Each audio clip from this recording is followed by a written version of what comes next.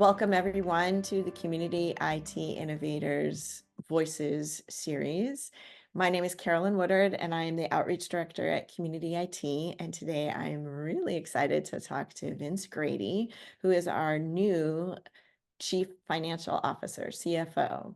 So Vince, would you like to introduce yourself a little bit and tell us, what does a CFO do? Sure. Well, it's great to be here. Thank you. As you said, I'm pretty new. I'm on, I think, month 8 of being here, which seems like it was just yesterday. So I suppose that's a good thing. But anyway, so what I do for the company is I'm in charge of all the obviously the financial reporting and analysis, uh, kind of mapping out our future as far as budgeting and making sure we have a healthy path forward. I'm also in charge of a lot of the legal and regulatory compliance, so making sure that we are always following the rules that we need to. And also, I'm the kind of the ESOP, the employee stock owned trust, and the administrator for that. So kind of a mixed bag of things. It's the day is always interesting. So plenty to do. What do you do on a typical day? Is it all meetings? Is it all regulatory, making sure things are correct, checking the I's are dotted and the T's are crossed? Yeah. So I kind of have like my usual checklist. So I like kind of go through and go into our accounting software and just poke around and make sure things look good. Seeing what deposits we've gotten from like clients, and making sure that and flagging accounts receivable to see if anything is kind of overdue. So it's kind of like the rote tasks that I do. Um, my days now have been, well, interesting because there's so many initiatives that when I was hired, like everyone was like, oh, I want to do this, I want to do this. So I have like my list of initiatives that I go through. And so right now I'm kind of taking dabbling in many different things at once. So I'm looking at our policies and procedures as a company and kind of looking at that every day and making little progress and making notes. Kind of going over um, setting up department budgets so that when our leadership looks at our annual budget, we kind of have something there that we can kind of react to. So just kind of it's kind of like big ticket items, but I'm kind of working on them every single day. We had a CFO for a decade, I believe. So I'm sure there's always an opportunity when a new person comes in to look at all of the processes and just question, like, why are we doing it this way? Is there an easier way to do it? So are you finding some of that? Yeah. And just to shout out to Bill, our former CFO, he was amazing. He left this place in really good hands. There's no fires that I have to put out. Everything is going great. And everything was set up for success. So there's not a whole lot of tinkering that, I mean, I could probably do as much as I want to. But yeah, just kind of, I think Johan, our CEO, when he hired me, he really wanted me to look at all of our systems and processes with fresh eyes. So I'm hoping I can expand on that and kind of not everything needs to be fixed or tweaked, but kind of focusing on the parts that we could maybe be doing a little more efficiently, or if there's a different system that we should probably use that's going to give us more results. So that's kind of where I'm at right now. You mentioned earlier the employee stock option plan and want to shout out that Community IT is 100% employee owned. So can you talk a little bit about that? I think it adds an extra layer of management onto our finances. Is that right? Yeah, so yeah, it definitely works a little bit differently. And I walking in didn't have a lot of ESOP experience. I knew what an ESOP was. In one of my former roles, we were kind of toying with the idea of going ESOP, 100% ESOP.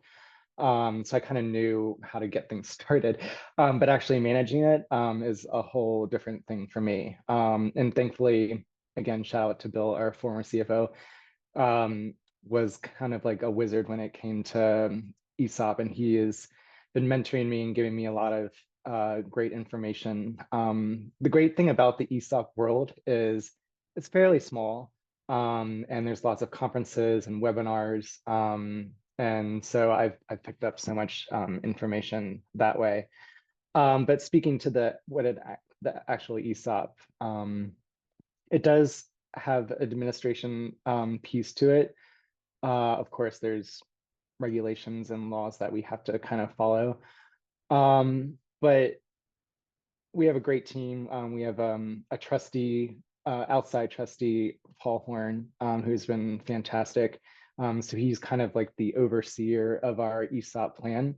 And he has so much knowledge. And he has been, you know, a great resource for all of us, actually, not just me. So Yeah, I really, we have other resources on our site too about ESOP and the way that employee ownership works. It's just fascinating to me. And I really love at Community IT the way it works the way it's supposed to, or the way like we understand what some of the benefits are of the employees having a lot of knowledge and transparency about the way the business is working and how we're each a part of that. And it really helps employees stay for a longer time because we get very invested in the company being successful and doing the mission that we're interested in doing, serving nonprofits. So it's interesting to hear that you weren't an ESOP expert when you came in, but I guarantee you will be an ESOP expert by the time you're finished with your service with us because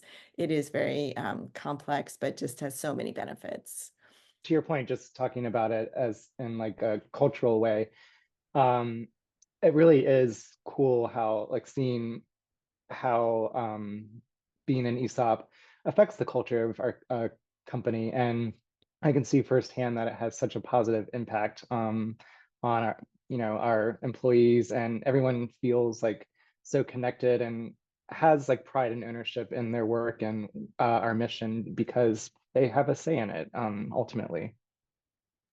Yes, I have been at other companies where there were mandatory, all staff meetings about this policy or that policy, and everyone was just didn't want to have to go, tuned it out, just did the minimum. But I've been just amazed as an employee of Community IT that those meetings are actually really interesting and everyone pays attention and has questions about, the different policies and the work of the company. So that's really, yeah, that's what an ESOP does, and it's great to experience it. So I wanted to ask you about your qualifications to be a chief financial officer. So what kind of training and background did you have when you applied for the community IT job? I can start off by saying that I don't necessarily have like the pedigree qualifications of a CFO. I majored in political science, um, and I don't have like an MBA. But anyway, I've had lots of on-the-job training, which qualifies. So, um, but in my previous roles, I've kind of married finance and operations together. I think it's a really great quality to have in an executive or a CFO position because you're not just thinking about numbers. And I'm also able to, since I'm not like just a finance nerd, I'm able to talk to other people in a broader way and maybe a more understandable way about numbers instead of being just like an accountant. So I think that was an attractive quality as in the CFO role. And I've always been able to kind of wear many hats and pitch in where needed. And I really like doing that because one, it exposes you to so many different things. And I just, always want to be helpful where I can. So No, I like that. That actually coincides with a lot of people at Community IT, the tech staff as well. Some of them were teachers before or had other roles. And so having a more developed background at a place like Community IT is definitely a benefit. So when you found out about the job opening at Community IT, how did that work? How did Community IT strike you? And what do you think it was about Community IT that made you excited to apply? I found the job through a recruiter, I believe, that CIT had engaged for the search. And just looking at the mission and uh, the clients that CIT served, it just felt like such a great fit for me. Um, in one of my previous positions, our company was like a behavior change marketing agency, and a lot of our clients were nonprofits. And it was such a rewarding experience, like kind of serving clients that had such a great impact, and it made everyone else feel really good. And I kind of wanted to get back to that kind of sentiment of, you know, helping others do something really good. Do you have advice for other maybe finance nerds? People who either have that pedigree, they, did finance MBA as their studies, formal studies, or have some alternative experience like you did about getting into finance in nonprofits or a company like Community IT that serves nonprofits. Is there something you can do to make your resume stronger? Um, Yeah, I mean, I don't think it's all about just like, oh, I need this qualification or this certification, or I need to take, you know, these courses in order to kind of get into it.